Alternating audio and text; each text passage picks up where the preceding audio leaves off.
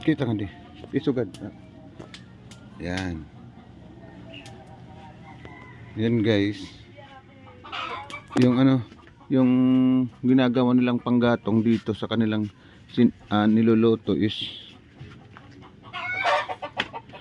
cheke, mga cheke. Ayan may mga amount pa yan. 2,110. Saan nyo nakuha to? Napulot lang daw nila. Mga cheke, guys, oh. Ginagawang panggatong yung cheke. Ayan, oh. Napulot daw nila doon sa may damuhan. Iba't ibang klase ng cheke. Issued by magkakaibang bangko. Ayan, oh. Pinapanggatong lang nila dyan sa kanilang niluluto. Buksan mo nga niluluto mo. Ano niluluto mo? May nagbigay daw sa kanila niyan. Ayan, may nagbigay daw sa kanila. Sino nagbigay sa inyo niyan? Saan nagkatay papa nyo? Ha? Sa Rainbow, kailan yan binigay? Ngayon lang? Baka may ESF yan. Alam niyo yung ESF? African Swine Fever. Yun yung mga sakit ng mga ng mga baboy ngayon dito sa amin, guys. Uso yung ASF. Ayan, naintriga talaga ako dyan sa mga cheke na yan, no? Ang dami ng cheke, ginagawa nyo lang panggatong. Tinapon kasi doon sa may damuhan, doon sa malayo, doon daw nila nakita. Tapos ginagawa nilang panggatong dito. Sana all. Pumunta kasi ako dito, guys, para pagtuka na naman ng manok. Yan, tingnan natin dito. Patuka ng manok. Palagi na lang patuka ng manok. Ako nga hindi pa ako kumain. Inano ko muna, makabili ako ng patuka nila. Ng mga manok. Ayan, tapos ang dami nilang nilabhan, mga pamangkin ko. Dami nilang mga nilabhan. Tapos nagluluto sila doon. Diyan sila nagluluto sa labas ng bahay nila. Ayan, tulong-tulong sila.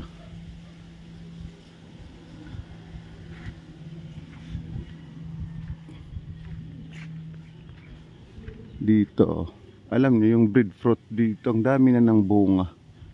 Breadfruit. Pwede ito. Nandun sa may bubong ni Aping, meron doon. Nahulog ata, oh. Kasi nagsisilaglagan yung breadfruit, guys. Iwan ko kung bakit, kasi maulan. Ilalagay ko lang muna dito kay Aping yung aking patuka sa manok. Ayan. Sana all. Yung dito, yung nakatera dito sa mga talikod, sa may banda ng kapatid ko. Sinaraduhan na sila sa may katabing lupa kasi nagbakod na, nagpader na. Ito yung breadfruit. Gusto ko sana ito magluto kasi maliliit pa sila. Alam nyo, guys, yung dito, yung papasok dito sa loob. Yan dyan. Kasi benta sila ng benta ng lupa dyan.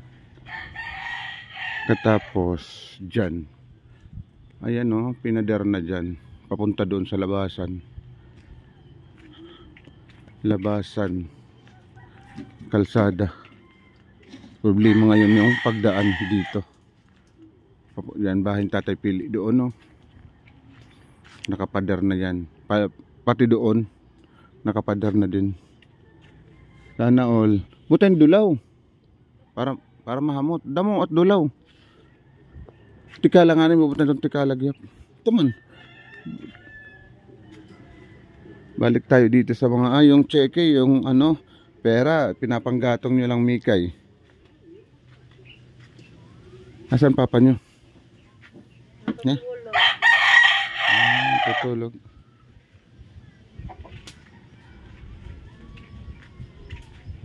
Dito yung no trespassing, yung daan. Tapos yung bakod nila, yung pader nila, nasa likod ng bahay ng kapatid ko. Oh, ayan, oh. Kasi itong nakapader dito is kasama doon sa subdivision sa Verde. Yan ang malalaking bahay dyan, may kasama.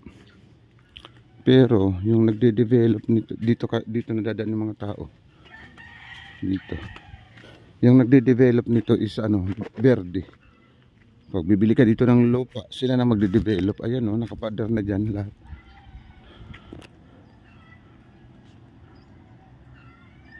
Samantha, paya nga mahulog ka dida, matuhog ka ni Timo kuan. Ada ka pagod may steel bar. Yung pamangkin ko nandun sa ibabaw ng pader. Ayan. Nakapader na dyan. Yung pagpader nila papunta doon. Ayan o. Kaya wala na kaming madaanan. Dito na lang kami dumadaan.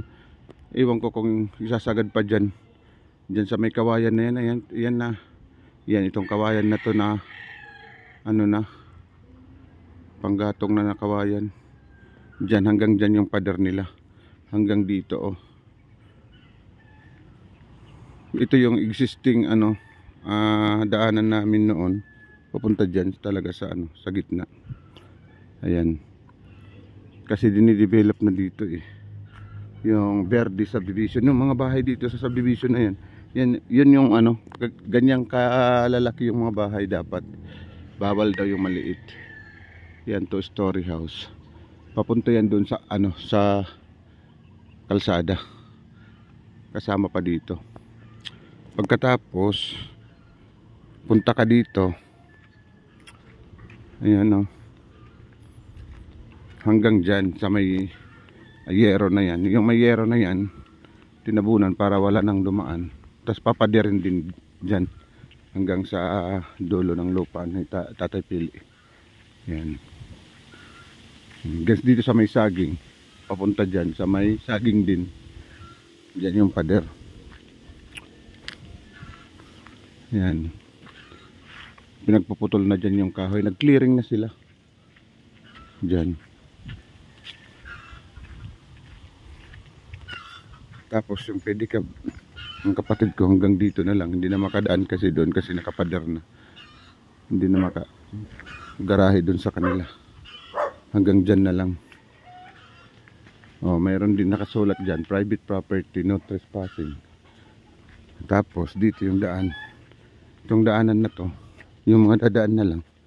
Yung mga bahay dito, bahay ni Tatay Pili, bahay ng kapatid ko papunta doon sa labas. Kasi makikita nyo dito yung daan. Ano na, maputik kasi mga malalaking sasakyan ang dumadaan dito. Yan.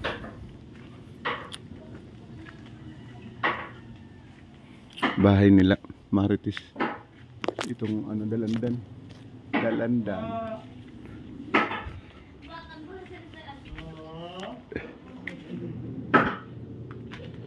Tapos dito ko dumadaan papunta sa bahay ko. Yan. Maluwag pa naman or malawak pa naman dito. Itong lupa dito sa likod na bahay nila Marites, binibenta din yan. Maluwag, malawak. Maganda kasi itong lupa na to kasi malapit sa kalsada oh. Dito, ginawa na namin ditong daanan. Kasi doon sa kabila maputik na. So dito kami dumadaan po. Yan oh. Mga likod ng bahay nila Marites, Tatay Pili, ayan. Maganda itong lupa na to. Kung may pera lang sana ako, ito ako nang bibili dito kasi memorable sa amin to itong lupa na to. Dito kami pinanganak, dito kami naglalaro noon. Pero pansamantala lang muna dito, ginamit ng pinsan ko na si Totoy. Ginawa niya dito ng mga pangsabong na manok, ayan oh. Pero hindi na talaga lupa namin or sakop ng lupa ng tinitirahan namin. Hanggang dyan lang sa may pader na yan.